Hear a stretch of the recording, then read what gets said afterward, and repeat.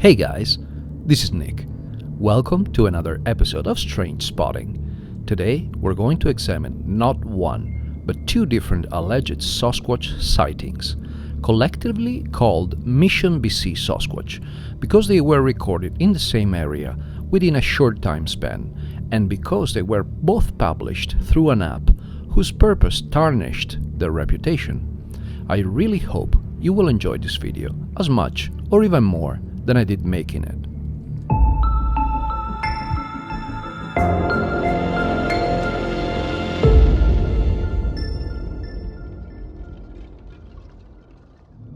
As usual, I will play the original unedited clips first.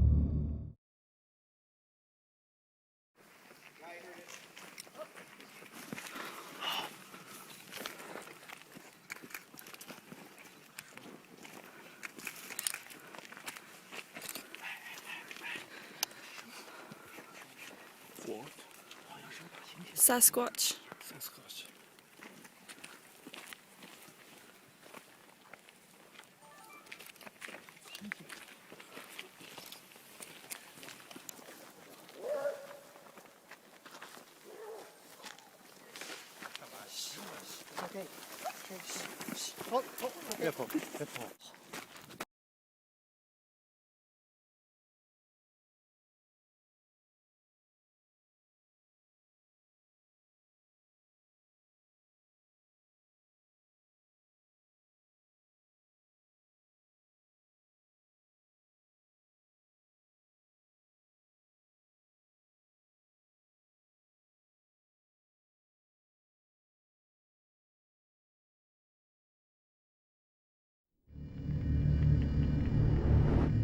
These clips were both published in 2013 through an app called LegendTracker, created by Canada-based development and consulting company PlayMobility. The app, from what I can gather, was later incorporated as a spin-off company and rebranded as Quest-Upon. Since its inception, the main purpose of this app was to get users to go into the wild and search for mythical creatures and lost treasures, record their adventures, and post them to receive augmented reality rewards. The clips in question were among the first to be published through the app, and the company proceeded to upload them to YouTube and on their corporate website, generating considerable interest across Europe, Australia, and the United States. It's a bit hard to find and sift through everything that was written on this subject, especially on social media, but I read a few articles, mainly from Canadian news outlets, and the general spiel was to imply that this was a marketing ploy by the company, and that the clips themselves were hoaxes. The company's CEO, Miles Marziani, when asked by the media about the source and legitimacy of these clips, did not confirm that they were filmed by the company, and that they were asked by the authors not to divulge their identities. So what's to be said about this whole affair? I must say that, in a nutshell, the app's purpose was to get people to post footage of mysterious places and weird stuff. And given how many new allegedly paranormal videos are uploaded every year on the internet, including Bigfoot-related stuff, I don't see the possibility of someone uploading something strange they recorded on an exciting new application as so far-fetched. On the other hand, the company did get quite a bit of visibility from them. The CEO admitted that the PlayMobility website traffic spiked after posting these clips and received 2 months' worth of visits in a couple of days. Considering that the authors never came forward and the clips have remained anonymous for 10 years, the growth marketing hack hypothesis is quite plausible.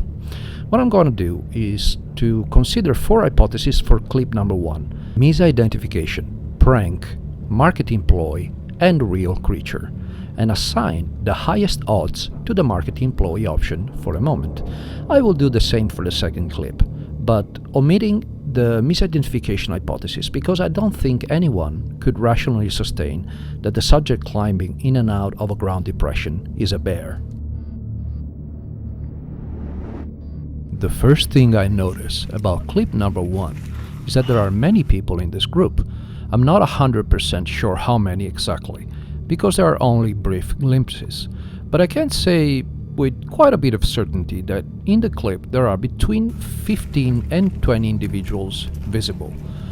The other seemingly trivial aspect to pay attention to is these people in the background. Have you ever been on an organized trip on a bus? Whenever people get off the bus, there's always a few tired ones who take their time to follow the group. This is exactly what's happening here.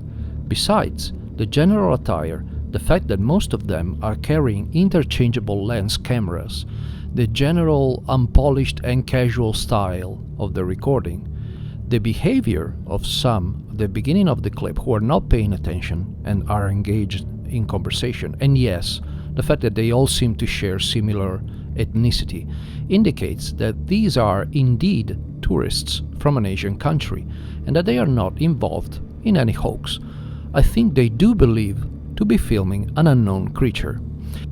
This would substantially undermine the hypothesis of this whole clip being a staged event, but it doesn't rule out the possibility that they are the victims of a prank organized by the PlayMobility company to use later for visibility. There are, though, some very implausible technical details in pulling off something like that. How could they stage such an event? They would have to bribe a tour guide to stop the bus at a certain point, instruct them to nudge the tourists into noticing the alleged creature, film the event, and the company itself would risk legal repercussions if the tourists find out they've been deceived, and for privacy reasons, given that many faces are clearly visible.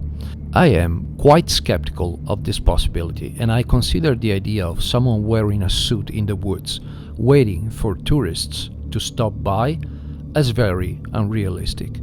For all these reasons, the odds of this being a real unknown creature or a misidentification are significantly increased. It is a bit more challenging to gather useful information from the author's behavior in clip number 2. There is no audio track in the clip, which could have been a deliberate choice by the authors to avoid recognition of their voices and keep anonymity. According to the description, this clip was taken by 2 hikers in the Mission, BC area. Quite frankly, the camera behavior is consistent with both a random encounter and a staged event. They could have spotted something in the distance, pulled out their camera or smartphone and recorded the event. Or they could be simulating the whole thing and talking to the costume-wearing actor on the phone or through a walkie-talkie. The whole clip lasts 26 seconds, and at the end of it, the subject seems to have left the scene.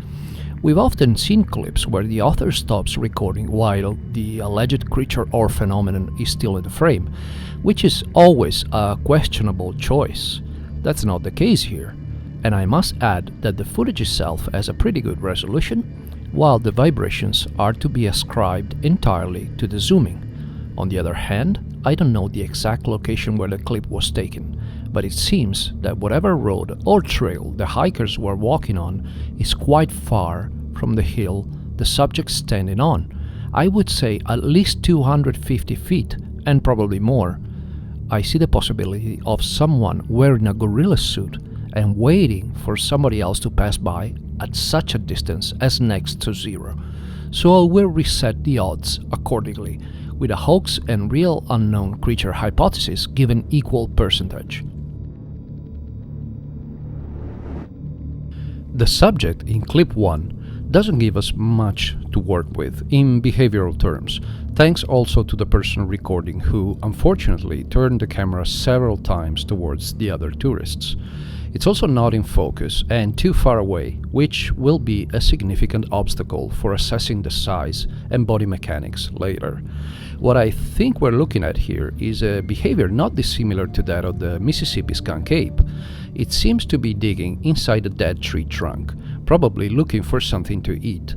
What I find very peculiar in this clip is that it doesn't move away from sight for a relatively long time, despite being observed by not one or two, but many humans. This is quite odd and not consistent with what we heard so many times about this elusive creature, which is an almost universal desire to stay hidden from us, and the several strategies to achieve that goal, such as signaling human presence to each other through various noises, standing still in the vegetation for camouflage whenever close to people, and getting out of sight quickly when caught.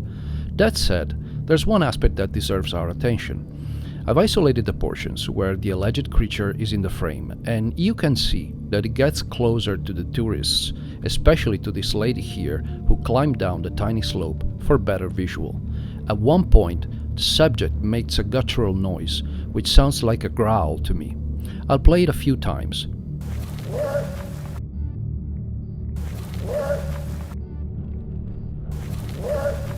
I have no direct experience with bears, but after watching tens or hundreds of clips and documentaries about these animals, I can assert that this is quite dissimilar to the noises a bear can make. A few moments later, the tourists get scared and walk away, while the lady is climbing back and the subject is in the frame, much closer than before.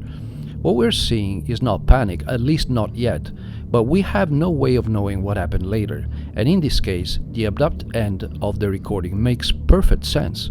My reading of this situation is that it's very realistic.